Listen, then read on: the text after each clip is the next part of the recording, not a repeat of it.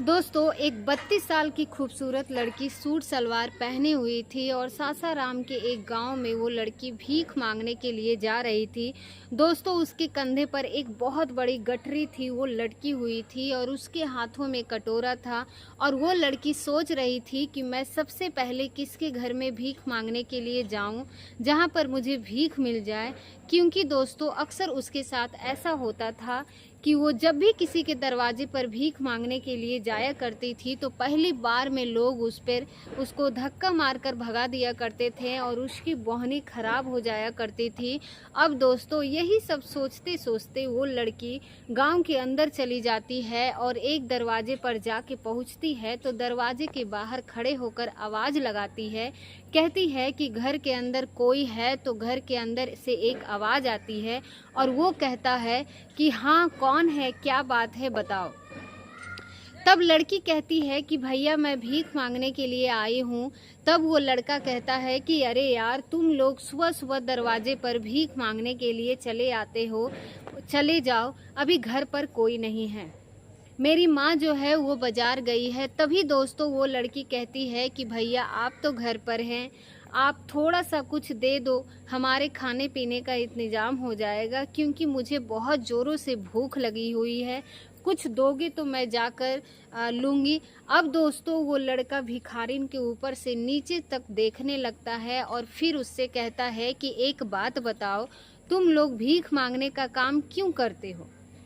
तुम नौजवान हो, किसी के घर में जाकर काम कर सकती हो, पैसा कमा सकती हो। तब दोस्तों वो लड़की कहती है कि भैया, थोड़ा सा अनाज हमें दे दीजिए और हमसे कुछ लेना है तो हमसे ले लीजिए, क्योंकि हमें बहुत ज़ोर से भूख लगी है, जल्दी से हमको अनाज दे दीजिए। अब दोस्तों वो लड़का सोचता है कि कहीं ये लड़की मुझे कुछ और देने की बात तो नहीं कर रही है। लड़का सोचता है कि मौका काफ़ी अच्छा है और माँ भी घर पर नहीं है, घर पर मैं अकेला हूँ। अगर मैं इसको कुछ दूंगा और ये भी मुझे कुछ देने के लिए तैयार है तो इसमें कोई बुरी बात नहीं है। अब दोस्तों वो लड़का अपने घर के अंदर जाता है और घर के अंदर से एक बहुत बड़ा कटोरा में चावल भर कर ले आता है और वो उस भिखारी को उस कटोरे में दे देता है। तब दोस्तों वो लड़की सोचती है कि देखो, आज उसका कितना बढ़िया दिन है, क्योंकि आज पहली बार में उसको भीख मिल गया। अब दोस्तों वो लड़की है, उस लड़के के सर पर एक ऐसे हाथ रखकर उसको बहुत आशीर्वाद देती है और उसको कहती है कि भगवान हमेशा तुमको भला रखे, तुम जिंदगी में अपने बहुत पैसा कमाओ, खूब अपनी ज़िंदगी में तरक्की करोगे, खूब आगे बढ़ोगे, मेरी दुआ हमेशा तुम्हारे साथ रहेगी। अब दोस्तों इतना सब दुआ देने के बाद वो लड़की अपना झोले वाला उठाती है और वहाँ से जाने लगती है। लेकिन दोस्तों जब वो भिखारी लड़की वहाँ से जाने लगती है तो जो लड़का था उसको बुलाने लगता है और कहता है कि रुको रुको, कहाँ जा रही हो। दोस्तों ये बहुत ही ज़्यादा इंटरेस्टिंग और मज़ेदार कहानी है। आइए जानते हैं पूरी कहानी इस वीडियो के माध्यम से। लेकिन दोस्तों वीडियो में आगे बढ़ने से पहले वही आपसे जो एक छोटा सा रिक्वेस्ट है कि अगर आप लोग हमारे चैनल पर पहली बार हैं तो हमारे चैनल को सब्सक्राइब ज़रूर कर लीजिए और वीडियो को लाइक कर दीजिए, ताकि मेरा जो हौसला है वो और भी ज़्यादा बढ़ते रहे और भी ज़्यादा इंटरेस्टिंग कहानियाँ ऐसे ही मैं रोज़ रोज़ आपको सुनाती रहूँ। दोस्तों ये सच्ची घटना बिहार के सासाराम के एक गांव की है। दोस्तों जो लड़का था वो लड़की की आवाज़ लगाकर बुला रहा था और दौड़कर पीछे से उसको पकड़ लेता है और उससे कहता है कि रोको, तुम कहाँ जा रही हो? तुम मुझसे बोली थी कि आप कुछ मुझे दे दीजिए, मैं भी आपको कुछ दूंगी, आप कुछ ले लीजिए। तुम मुझे बिना दिए हुए कहाँ जा रही हो? तुम मुझे नहीं दोगी तो क्या? दोस्तों वो लड़की कहती है कि भैया, मैंने आपको आशीर्वाद दिया है और क्या चाहिए, मैं भला आपको और क्या दे सकती हूँ। अब दोस्तों वो लड़का उस भिखारी लड़की की यह बात सुनकर बहुत ज़्यादा हैरान और परेशान हो जाता है और वो सोच में पड़ जाता है कि ये लड़की तो मुझे चूना बना लगा दिया, मेरा कट कर जा रही है, मेरा अनाज भी ले रही है। दोस्तों वो लड़का उस लड़की के साथ ज़बरदस्ती करने की कोशिश करता है और उसको अपने घर के अंदर खींचने की कोशिश करता है, लेकिन वो भिखारी लड़की वहाँ से अपनी जान बचाती है और बचाते हुए अपने गांव की तरफ आगे बढ़ जाती है। और वो दोस्तों सोचने लगती है कि देखो आजकल हमारी दुनिया में कैसे कैसे लोग हैं। मैं भी उसको आशीर्वाद देने की बात कर रही थी, लेकिन वो तो मेरे जिस्म के पीछे पड़ गया। अब दोस्तों ये सारी बातें सोचकर वो भिखारी बहुत ज़्यादा निराश हो जाती है और सोचते सोचते एक दूसरे दरवाजे पर पहुंचती है। जब वहाँ पर जाती है तो वो आवाज़ लगाने लगती है कि घर में कोई है क्या? दादी घर पर कोई है? मेरा भैया कोई घर पे है? लेकिन दोस्तों घर के अंदर से ना तो कोई आता है और ना ही कोई आवाज़ देता है। दोस्तों जो भिखारी लड़की थी उसका मन और नंदिता था, और नंदिता जो रहती है काफ़ी देर तक उस दरवाजे पर खड़े होकर आवाज़ लगाती है। तो दोस्तों उसके घर पर एक 42 साल के आसपास एक आदमी उसके पर से बाहर निकलता है और उस आदमी का नाम मितलेश होता है। दोस्तों मितलेश जब अपने घर से बाहर निकलता है तो नंदिता उससे कहती है कि भाई साहब कुछ दान पुण्य कर दीजिए, कुछ दान दे दीजिए। तब दोस्तों मितलेश कहता है कि बहन ठीक है, आप यहाँ साइड में बैठ जाइए, मैं अभी कुछ घर के अंदर से लेकर आ रहा हूँ और आपको दे रहा हूँ। लेकिन एक बात बताइए, पता नहीं क्यों मुझे ऐसा लग रहा है कि मैं कहीं न कहीं आपको देखा हूँ, आपका चेहरा जाना पहचाना लग रहा है। तभी दोस्तों नंदिता कहती है कि क्या आप मुझे पहचानते नहीं हैं? ऐसा नहीं हो सकता है, भला आप हमको कैसे पहचान सकते हैं? मैं तो अभी आपसे मिली हूँ नहीं हूँ, मैं आपको जानती भी नहीं हूँ। तब दोस्तों मितलेश कहता है कि मैंने कहीं न कहीं आपको देखा ज़रूर हूँ और आपको पहचानने का कोशिश कर रही हूँ। नंदिता कहती है कि भैया क्यों मजाक कर रहे हैं? इस गरीब भिखारी को भीख देने की बजाय उसका मजाक उड़ा रहे हैं। आप भला मुझे कैसे जान सकते हैं? ऐसा कैसे हो सकता है? हो सकता है कि कहीं मैं भीख मांग रही होंगी, आप मुझे देखे होंगे, इसीलिए आपको ऐसा लग रहा है। आप मुझे पहचानते हैं या फिर आप मुझे देखे होंगे। तब दोस्तों मितलेश कहता है कि ठीक है, तुम सुनीता की सहेली तो नहीं हो। अब दोस्तों नंदिता जब ये बात सुनती है तो उसके पैरों तले जमीन खिसक जाता है। वो बहुत ज़्यादा हैरान हो जाती है और नंदिता कहती है कि सुनीता, आप सुनीता को कैसे जानते हैं? वो तो हमारी बचपन की दोस्त है, हम लोग बचपन में एक साथ खेलते थे, एक साथ पढ़ाई लिखाई किए हैं और एक साथ पले बढ़े हैं, आपको कैसे जानते हैं?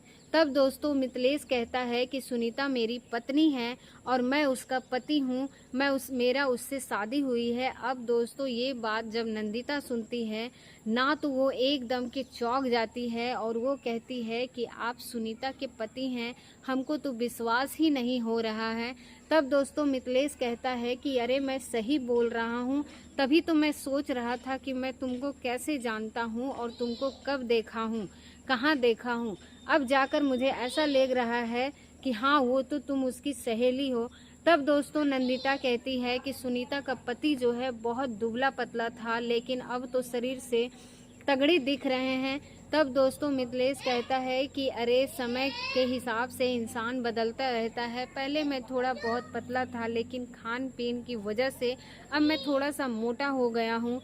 तब दोस्तों नंदिता कहती है कि अच्छा सुनीता कहाँ है, उसको बाहर बुलाइए, मैं उससे देखना चाहती हूँ, उससे बात करना चाहती हूँ, अगर वो मुझसे मिलेगी तो मैं उससे पहचान जाऊँगी। तब दोस्तों मितलेश इस बात को सुनकर थोड़ा सा मायूसी दिखता है और दुखी हो जाता है और नंदिता से कहता है कि नंदिता, सुनीता तो यहाँ पर नहीं रहती है, वो मुझे छोड़कर जा चुकी है, किसी और के साथ शादी कर ली है। अब दोस्तों ये बात सुनकर नंदिता सुनती है, वो एकदम से हैरान हो जाती है और वो कहती है कि ये कब हुआ, ये बात तो मुझे पता ही नहीं चला, वो तुमको छोड़कर कब चली गई, ये सब बात कब की बात है। तब दोस्तों मितलेश कहता है कि देखो नंदिता, इस बात को 3 साल गुजर चुके हैं और 3 साल के पहले ही वो मुझे छोड़कर किसी और के साथ चली गई और तब से मैं अकेले ही अपने भाई के साथ घर पर रहता हूँ और अपना जीवन व्यतीत कर रहा हूँ। तब तुम्हारा जो पति है अच्छा खासा पैसा कमाता था, तुम्हारी ज़िंदगी बड़ी खुशहाल तरीके से गुजर रही थी, लेकिन तुम्हें भीख क्यों मांग रही हो? आखिर तुम्हारे साथ ऐसा क्या हो गया। तब दोस्तों नंदिता कहती है कि मैं तुमसे क्या बात बताऊं भैया, मेरा तो पति है वो मुझे छोड़कर चला गया और मुझे बहुत ज़्यादा मजबूर हो गई थी। वो मजदूरी पेट पालने के लिए मुझे कुछ ना कुछ तो करना पड़ रहा था, इसीलिए मैं भीख मांग रही थी। किसी कंपनी में जाती थी काम करने के लिए तो वहाँ के लोग मुझे बहुत छेड़ते थे, मुझे बहुत ज़्यादा परेशान करते थे। अगर किसी के घर पर कुछ काम करने के लिए, काम काज करने के लिए जाती थी तो वहाँ लोग मेरा फ़ायदा उठाते थे, क्योंकि मैं अकेली रहती थी। और कई बार मैंने लोगों से मेरे साथ बलात्कार करने की कोशिश भी किया है, लेकिन मैं बच गई। वहाँ पर भगवान का शुक्रिया था, मेरे साथ कभी कोई गलत नहीं हुआ, इसीलिए मैं किसी के घर में काम करने के लिए भी नहीं जाती हूँ और मजबूरी में भीख मांगती हूँ। शाम तक थोड़ा बहुत मुझे अनाज वगैरह मिल जाता है और कुछ पैसा मिल जाता है तो मेरे खाने पीने का रह कर खर्चा निकल जाता है। और आज मैं क्या करती सकती हूँ, मेरे पीने का मुझे धोखा दिया मेरे पति ने। अब मैं किसी के दरवाजे पर भीख मांगने के लिए जाती हूँ तो लोग मुझे भगा देते हैं और कहते हैं कि तुम नौजवान हो, जाकर कहीं काम कर सकती हो। लेकिन मैं उन लोगों को क्या बताऊं कि मेरी ज़िंदगी में क्या चल रहा है, मेरे ऊपर क्या बीत रहा है। अब दोस्तों मिथिलेश जो है वो नंदिता से इस बात को सुनकर थोड़ा बहुत ज़्यादा दुखी हो जाता है और उसकी आंखों में मायूसी भर जाते हैं और उसके मन में कुछ अजीब ख्याल चलने लगते हैं। मिथिलेश सोच रहा था कि मेरी भी पत्नी है, मेरी पत्नी की सहेली है, इसका भी पति इसको छोड़कर चला गया और मेरी भी पत्नी मुझे छोड़कर चली गई, तो क्यों ना इसकी ज़िंदगी को संवार दिया जाए। क्योंकि दोस्तों जो मिथिलेश जो था वो अपने छोटे भाई के साथ अकेले अपने घर में रहता था, क्योंकि उसके जो माता पिता थे वो लोग गुजर चुके थे और मिथिलेश का छोटा भाई और उसकी जो पत्नी थी वो 3 लोग एक साथ एक ही घर में रहा करते थे। लेकिन जब मिथिलेश की पत्नी उसको छोड़कर भाग गई दूसरे लड़के के साथ, तो मिथिलेश अपने भाई के साथ उसी घर में अकेले रहने लगा था। और जो मिथिलेश का छोटा भाई था वो घर का कामकाज करता था, चूल्हा चौकी करता था, खाना पकाना, कपड़ा धोना, और मिथिलेश जो था वो बाहर का जाकर कामकाज करता था और पैसे कमाता था। इस तरीके से इन सब लोगों की ज़िंदगी गुजर रही थी। अब दोस्तों मिथिलेश सोचता है कि अगर मैं नंदिता से शादी कर लेता हूँ तो इसको भी एक घर परिवार मिल जाएगा, और अगर ये हमारे साथ हमारे घर में रहेगी तो हमारा भी खाना बनाने का जो झंझट है वो दूर हो जाएगा, कपड़ा वगैरह धो देगी, घर की साफ सफाई कर देगी। तभी दोस्तों मिथिलेश नंदिता से कहता है कि मैं तुमको कुछ बताना चाहता हूँ, कुछ कहना चाहता हूँ। तब नंदिता कहती है कि बोलो क्या बात है।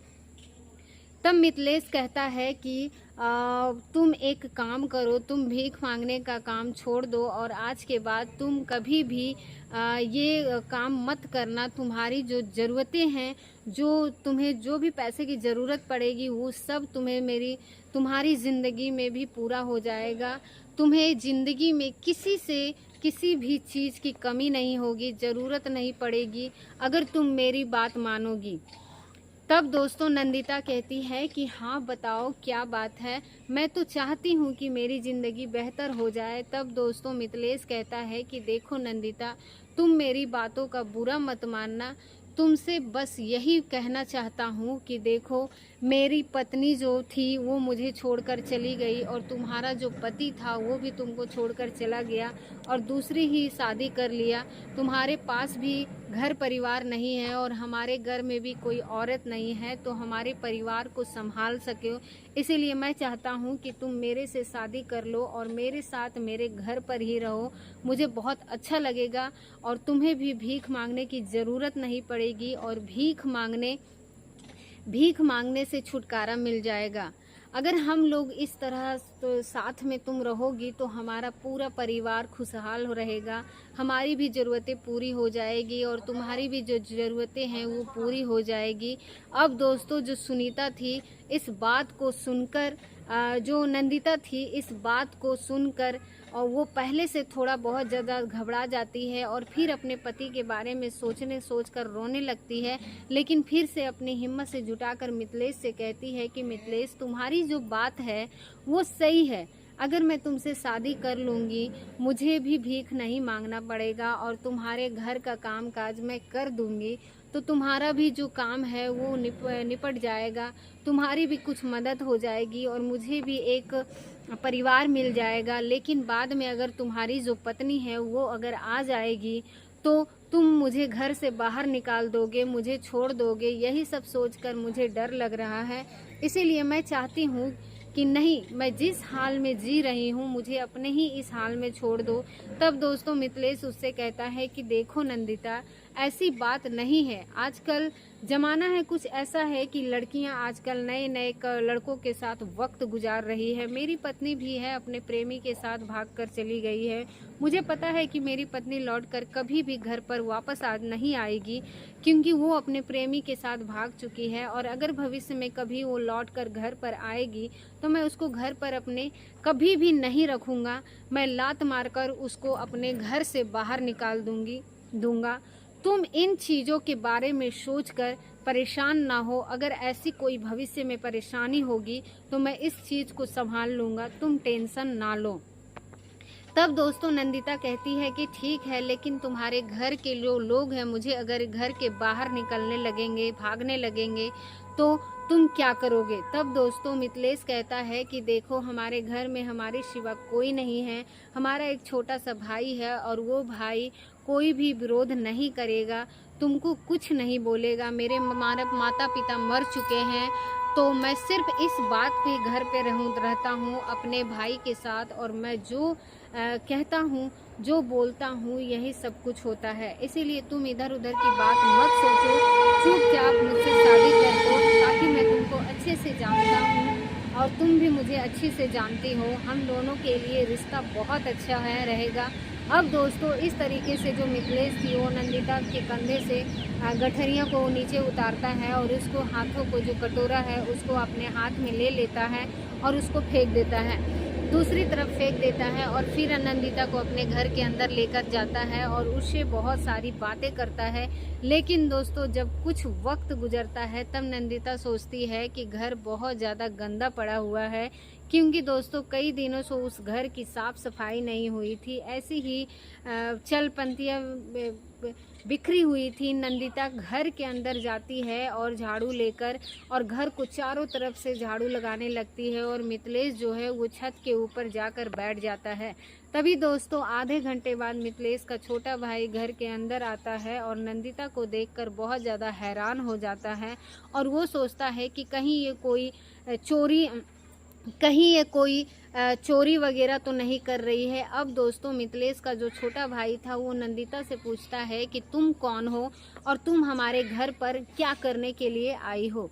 तब दोस्तों नंदिता कहती है कि पहले तुम बताओ कि तुम कौन हो और तुम हमारे घर में क्या करने के लिए आए हो, यहाँ पर बिना पूछे कैसे आ रहे हो।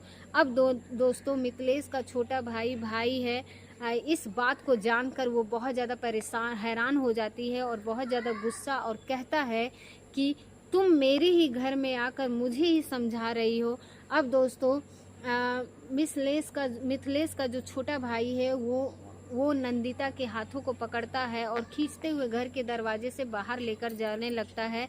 तभी दोस्तों छत पर उसका बड़ा भाई चढ़ा हुआ था। वो छत से बाहर देखता है तो उसको बड़े भाई घसीट कर ले जा रहा था, उसको देख लेता है और देखने के बाद वो कहता है कि अरे भाई रुक जाओ, उसको छोड़ दो, उसकी कोई गलती नहीं है। अब दोस्तों इस तरीके से मिथिलेश छत से नीचे उतरता है और फिर अपने भाई को पूरी बात बताता है, पूरी कहानी बताता है कि देखो ये तुम्हारी भाभी है कि सहेली है और ये हमारे गांव में भीख मांगती हुई आई थी और इसको पहचाना गया और इसको हमारी बातचीत हुई है, तो इससे बोला हूँ कि देखो हमारी पत्नी भी नहीं है और हमें छोड़कर चली गई है, भाग गई है, और आपकी भी पति नहीं है, हमें छोड़कर चले गए हैं, तो हम दोनों एक दूसरे से शादी कर लेते हैं, राजी हो गए हैं। और मुझे भी कोई ऐतराज़ नहीं है। इसीलिए आज के बाद ये हमारे साथ हमारे घर पर रहेगी और आज के बाद ये तुम्हारी भाभी है। अब दोस्तों मिथिलेश का जब छोटा भाई था ये सारी बातें सुनता है तो इसकी जो भाभी है तो दोस्तों पहले उसे विश्वास ही नहीं हो रहा था इन बातों पर, क्योंकि वो 1-1.5 घंटे पहले घर से निकला था और 1-1.5 घंटे के बाद आया था। तो उसको पता चला कि उसकी भाभी घर पर आ गई है। इसके लिए उसको बहुत ज़्यादा अचंभा लग रहा था और ये सारी बातें उसको विश्वास नहीं हो रहा था। यही सब सोचकर उसको थोड़ा सा परेशान हो रहा था। लेकिन काफ़ी देर के बाद मिथिलेश का जो छोटा भाई था वो मिथिलेश से कहता है कि भैया अगर आप उसके साथ अच्छे से रहना चाहते हैं तो आप रह सकते हैं, एक मंदिर में जाकर आप शादी कर लीजिए और हमारे गांव में बहुत बदनामी होगी और लोग हमारे गांव में तरह तरह की बातें करेंगे। अब दोस्तों मिथिलेश भी सोचता है कि बात तो सही है, क्योंकि गांव में हम लोग बहुत इज्जत हैं, लोग हम लोगों को मान सम्मान देते हैं, मान सम्मान करते हैं, तो ये सब क्यों बिगाड़ा जाए। अब दोस्तों यही सब सोचकर मिथिलेश जी अपने घर पर जाकर बुलाता है और पूरी घटना के बारे में बताता है और जानकारी देता है और प्रधान जी को भी ऐसी कोई ऐतराज़ नहीं है और पूरे गांव वालों की सहमति से एक मंदिर में गांव में एक इन दोनों की शादी करवा दी जाती है। और नंदिता है शादी करने के बाद हंसी खुशी मिथिलेश के साथ उसके घर में उसके साथ रहने लगती है। और दोस्तों यह भी आज की जो कहानी है आपको कैसी लगी हमें कमेंट बॉक्स में ज़रूर बताइएगा। वीडियो अगर पसंद आए आपको तो एक लाइक ज़रूर कर दीजिएगा और हमारे चैनल को सब्सक्राइब आप ज़रूर करें।